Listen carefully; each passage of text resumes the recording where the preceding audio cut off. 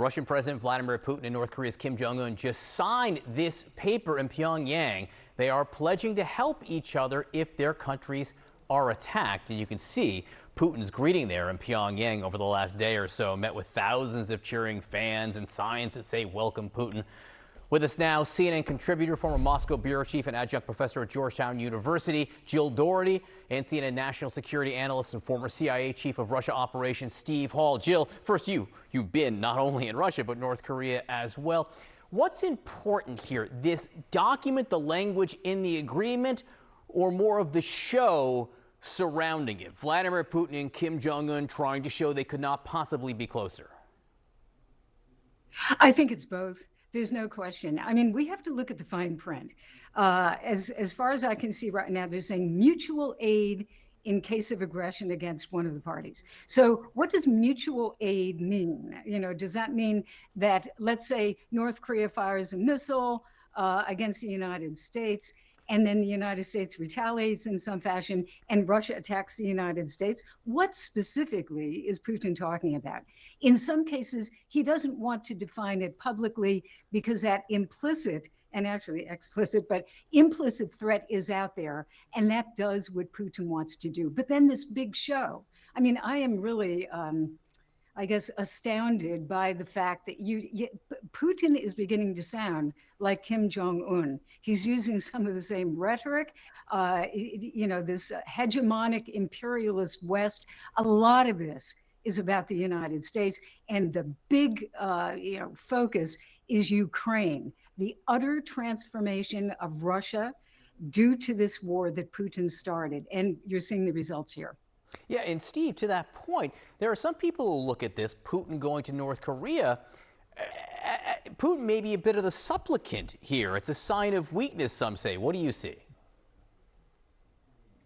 I share Jill's, complete astonishment that we've gotten to the point now where a former superpower like Russia, used to be a huge, geopolitical issue when it was the Soviet Union, is actually now looks much more similar to North Korea than it does, say, to China, which is actually a world power these days with the size of its economy and its long-term interests. So yeah, going hat in hand to the North Koreans so that they can get better weaponry to try to fight this war that they've started with Ukraine is indeed amazing. The other thing that's amazing is that both of these countries say that they've signed this agreement out of self-defense. So I mean, last time I checked, when has either North Korea or Russia been attacked? It's actually been, certainly in the case of Russia, the other way around, where they've been attacking their neighbors, whether it's Ukraine or whether it's Georgia in the past or any other of the military action. So it is a bit rich that both of them are saying we're so concerned about our defensive posture that we have to have some sort of treaty. It's really interesting. And Jill, whether or not this is about weakness, how much weakness or strength here, how does the U.S. navigate this picture we're seeing right here of the two men?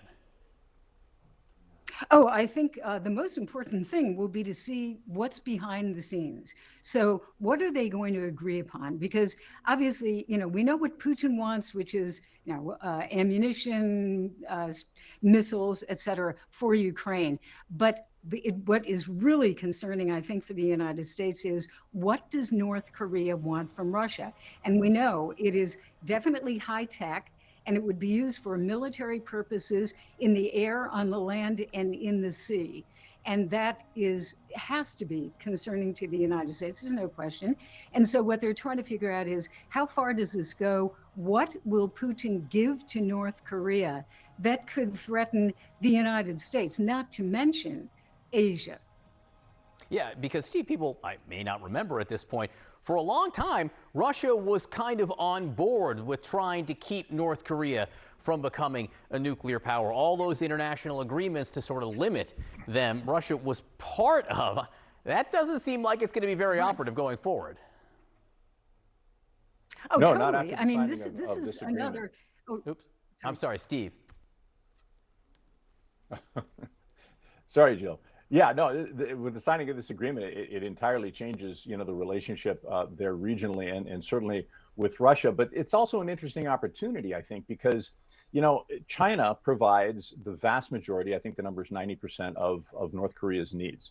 North Korea has now put itself in the position of providing what Russia needs to it. In other words, ammunition for the war against Ukraine. So China is in this position where they can actually exert significant leverage over both Russia and North Korea, which is something that I think the West is probably going to be looking at, because China, of course, has much larger goals, some of which depend on solid market relationships, at least economic relationships with the United States and with Europe. So it could be the United States and Europe might go to China and say, look, you got to weigh in here, because these guys are, it's looking a little bit strange.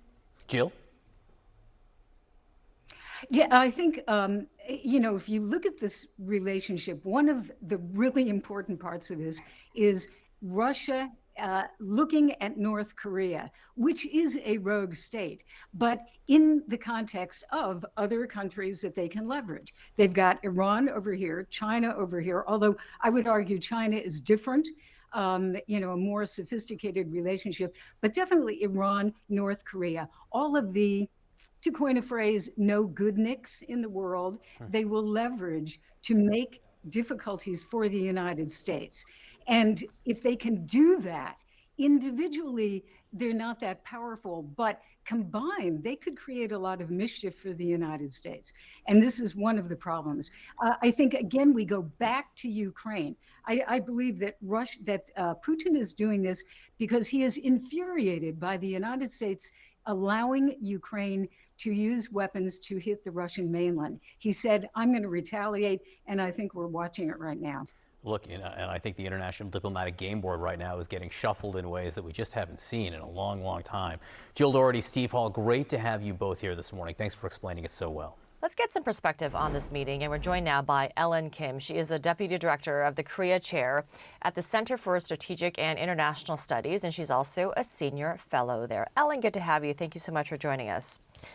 Thank you. So this new partnership that was signed between the two leaders pledged to help each other if either nation is attacked. Putin is calling it a breakthrough agreement. We don't have many details at all about what this exactly means. What is your take? So as you said, we just learned about it, so there's nothing much to get the details yet. And I think that both countries have not really actually released the text of it. But it was expected that both countries were going to sign their comprehensive strategic partnership. And now this comprehensive partnership is going to include, actually revive their old alliance treaty obligation. The friendship agreement that two countries signed in 2000 did not have a clause on automatic military intervention. But this time, I think that it looks like that they actually include that clause, which is raising a huge alarm in Washington, Seoul, and had a huge security implication on the Korean Peninsula. What kind of implications? I mean, potential boots on the ground, by North Korean troops in Ukraine and vice versa?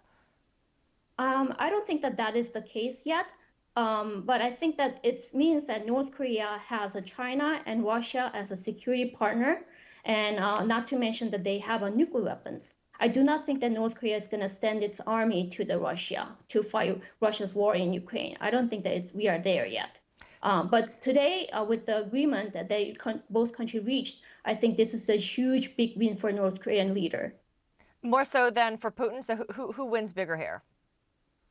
Well, I think it goes both ways. Mm-hmm. This is Putin's, as you said, this is Putin's first time to visit North Korea in 24 years. And that really indicates a huge importance that Putin places on his relation with North Korean leader. Because of the war in Ukraine, Putin wants to have more missiles and ammunition support from North Korea. So this is something that Putin really needs right now.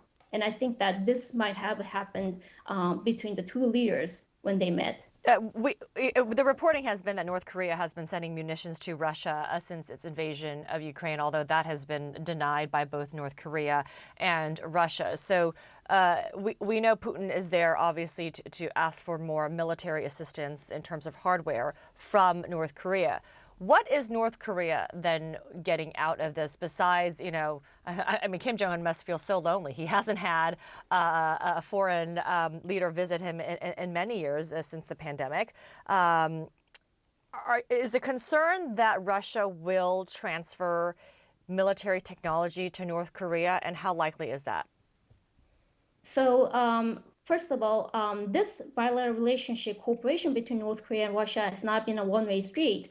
Russia has been reciprocating North Korea's military support by sending food and oil to North Korea that the country needs so desperately.